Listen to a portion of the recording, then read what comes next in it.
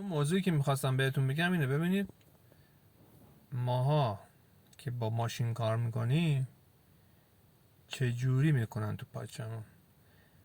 از فرامرز تا میدون امام رضا زده با اسنپ 62 تومن، اکوپلاس 79 تومن. حالا اینو داشته باشین رو موتور که میزنی 82 تومن.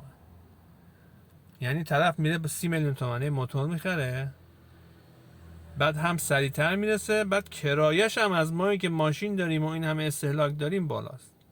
این دیگه واقعا نوبره دیگه. من نمیدونم این سیستم قیمت دهی ربات اسنپ چجوری قیمت گذاری میکنه که تو با ماشین بیای به 62 تومن، با موتور طرف بیاد به 82 تومن.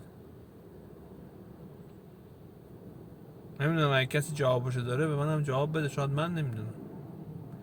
خلاصه آقا شاد و پیروز باشید دیگه. خدا نگهدار.